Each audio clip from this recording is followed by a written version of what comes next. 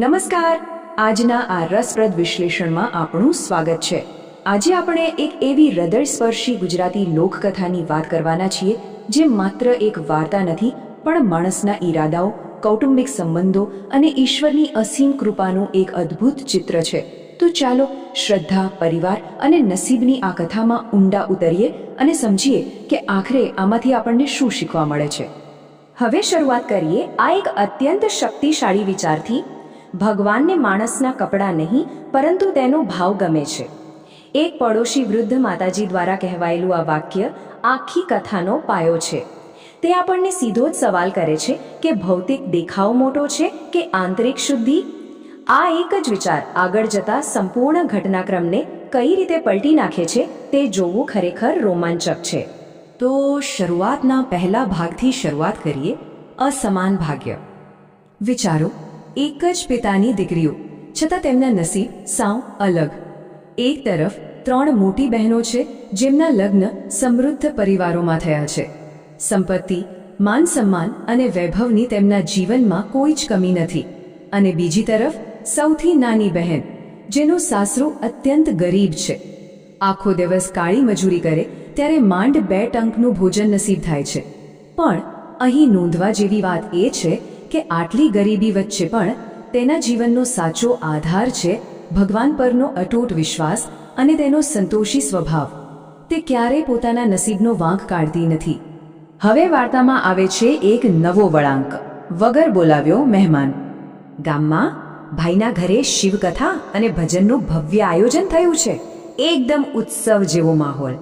સગા સંબંધીઓને ખાસ આમંત્રણ અપાયું છે. મોટી બહેનો તો ફૂલો અને ઘૂઘરીઓથી શણગારેલી બળદગાડીઓમાં કોઈ રાજપરિવારની જેમ આવે છે. જાત જાતની મીઠાઈઓ અને પકવાનો બને છે. પણ જરા વિચારો, આટલા મોટા પ્રસંગમાં ભાઈ પોતાની જ સગી નાની બહેનને આમંત્રણ આપવાનું ટાળી દે છે. કેમ? કારણ કે તે ગરીબ છે અને મોટા લોકો વચ્ચે ભાઈને શરમ આવશે. ગરીબીના કારણે પરિવારમાંથી જ આ રીતે કોઈને બાકાત કરી દેવા એ ખરેખર કેટલી દુઃખદ બાબત છે ને. હવે ભાઈનું આમંત્રણ ભલે ન હોય, પણ શ્રદ્ધા તો અડગ છે ને. આ ઘટનાક્રમ જુઓ. સવારે એક દયાળુ પડોશી વૃદ્ધ માતાજી તેને 500 રૂપિયા અને પહેરવા માટે એક સ્વચ્છ સાડી આપે છે. બપોરે તે પોતાની પાસે રહેલા જુવારના ધાણા અને ખાંડ ભેળવીને એક નાની પોટલીમાં સાવ સાદો પ્રસાદ તૈયાર કરે છે. અને સાંજે ધોમધકતા તડકા અને લાંબા રસ્તાની પરવા કર્યા વગર તે પગપાળા ચાલી નીકળે છે. પણ આટલી મહેનત પછી જ્યારે રાત્રે તે પોતાના પિયર પહોંચે છે ત્યારે કોઈના પણ ચહેરા પર તેને જોઈને ખુશી નથી હોતી. અને અહીંથી શરૂ થાય છે અપમાન અને ભક્તિનો સંઘર્ષ. આ શબ્દો સાંભળીને જ આપણને આઘાત લાગે. આટલો સામાન્ય પ્રસાદ ભગવાનને ચડાવવાનો હોય છે. જ્યારે બધા મહેમાનો મોંઘી મીઠાઈઓ અને ફળો ધરી રહ્યા હતા ત્યારે નાની બહેન ખૂબ જ શ્રદ્ધાથી પોતાના શેકેલા ધાણાની પોટલી ભગવાન સમક્ષ મૂકવા ગઈ. પણ ભાભીએ તરત જ એ પોટલી હડસેલી દીધી અને આ કડવા શબ્દો કહ્યા. જાહેરમાં થયેલું આ ઘોર અપમાન દર્શાવે છે કે ક્યારેક સંપત્તિનો અહંકાર માણસની સંવેદનાઓને સાવ મારી નાખે છે. પણ આટલા કડવા અપમાન સામે નાની બહેન શું કરે છે? કોઈ ગુસ્સો નહીં, કોઈ જ દલીલ નહીં. આંખોમાંથી આંસુ વહે છે, છતાં તે માત્ર મનોમન એટલી જ પ્રાર્થના કરે છે કે હે ભોળેનાથ, મારી પાસે સંપત્તિ નથી, પણ મારો વિશ્વાસ સાચો છે. મારા ભાવને સ્વીકારી લેજો. આ છે સાચી શ્રદ્ધા. આ શબ્દો તેની અપાર ગરિમા અને હૃદયની શુદ્ધતા છતી કરે છે. પ્રસંગ પૂરો થાય છે. મોટી બહેનોને ખૂબ જ માન પાન અને ભેટ સોગાદો સાથે વિદાય અપાય છે. પણ જ્યારે નાની બહેન રાત્રે રોકાવા માટે એક જૂનું ગોદડું માગે છે ત્યારે ભાભી સાફ ના પાડી દે છે. ભાઈ સંકોચ સાથે ખૂણામાં પડેલું એક ફાટેલું ગોદડું બહેનના હાથમાં પકડાવે છે. અને નાની બહેન એ ફાટેલા ગોદડાને માથે મૂકી ભાઈને પ્રેમથી આશીર્વાદ આપી એક પણ શબ્દની ફરિયાદ કર્યા વિના રાતના અંધકારમાં નદી કિનારે એક ઝાડ નીચે સૂવા ચાલી જાય છે. પણ કહેવાય છે ને કે લોહીનો સંબંધ કંઈ સાવ ભૂંસાતો નથી. આગળ જોઈએ ભાઈનો છૂપો પ્રેમ. આ સરખામણી જુઓ, જાણે 2 સાવ અલગ જ દુનિયા. એક તરફ ઝગમગતું ભાઈનું ઘર છે જે મહેમાનોથી ભરેલું છે, જ્યાં 56 ભોગ છે. પણ ત્યાં ભાઈના ગળામાંથી કોળિયો નથી ઉતરતો, કારણ કે તેને પોતાની ભૂખી બહેન યાદ આવે છે. બીજી તરફ નદી કિનારે પેલું અંધારું ઝાડ છે જ્યાં ભાઈ છુપી રીતે એક થાળીમાં દાળ, ભાત, શાક અને રોટલી લઈને પહોંચે છે. ત્યાં કોઈ ભવ્યતા નથી, પણ સાચો કૌટુંબિક પ્રેમ છે. આંસુઓ વચ્ચે વહેંચાયેલું આ સાદું ભોજન પેલા ભવ્ય મિજબાની કરતાં અનેક ગણું મહાન બની જાય છે. અને જમ્યા પછી ભાઈ બહેનના માથા પર હાથ ફેરવીને એક બહુ જ મોટી વાત કહી દે છે: સમય હંમેશા એકસરખો રહેતો નથી, ભગવાન પર વિશ્વાસ રાખજે. આ માત્ર એક દિલાસો નથી, પણ જાણે આવનારા સમયનો એક બહુ મોટો સંકેત છે. અને આ શ્રદ્ધા કેવી રીતે ફળે છે?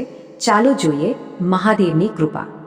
સવારે ભાભીને પોતાની ભૂલનો થોડો પછતાવો થતાં તે અનાજનો એક નાનો કોથળો બહેનને આપે છે. હવે જુઓ ચમત્કાર.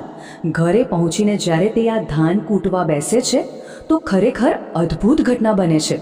મહાદેવનું નામ લઈને તે જેટલું ધાન કૂટે છે તેમાંથી અપેક્ષા કરતાં અનેક ગણા ચોખા બહાર નીકળે છે.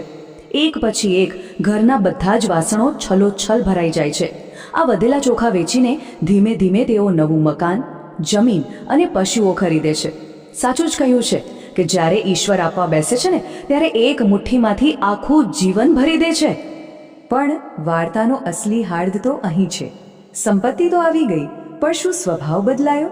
બિલકુલ નહીં. એ જ નમ્રતા, એ જ સંતોષ. તે દરરોજ પહેલાંની જેમ જ શિવની આરાધના કરતી રહી અને પોતાની નવી સંપત્તિમાંથી નિયમિતપણે ગરીબોને ભોજન કરાવતી રહી. આ દર્શાવે છે કે ખરી સમૃદ્ધિ બેંકના ખાતામાં નથી હોતી, માણસના ચરિત્રમાં હોય છે. જ્યારે સમયનું ચક્ર ફરે છે અને ભાઈ પોતાની બહેનની એ જૂની ઝૂંપડી શોધતો આવે છે ત્યારે ત્યાં એક ભવ્ય મકાન જોઈને ચોંકી જાય છે. તે પોતાના ભૂતકાળના વર્તન માટે માફી માગે છે, પણ બહેનનો જવાબ સાંભળો. તે કહે છે, પોતાના લોકો સામે મનમાં ક્યારે વેર રાખાતો નથી. આ વાક્ય સાંભળીને જ આપણને સમજાય કે સાચી મોટાઈ કોને કહેવાય. અમીરી આવી, પણ તેના હૃદયની વિશાળતા અને શુદ્ધતા અકબંધ રહી. તો આ સુંદર કથાનું વિશ્લેષણ આપણે આ એક ગહન પ્રશ્ન સાથે પૂર્ણ કરીએ છીએ. અંતે આપણે આપણી જાતને જ આ પ્રશ્ન પૂછવાનો છે કે સાચી સંપત્તિ શેમાં છે? શું આપણે લોકોને તેમની સંપત્તિથી માપીએ છીએ કે તેમના હૃદયની શુદ્ધતા અને શ્રદ્ધાથી? યાદ રાખીએ, ગરીબનું અપમાન ક્યારેય સાચું સુખ નથી આપતું અને નિસ્વાર્થ શ્રદ્ધા ક્યારેય વ્યર્થ જતી નથી. આજના આ વિશ્લેષણમાં જોડાવા બદલ આપ સૌનો ખૂબ ખૂબ આભાર.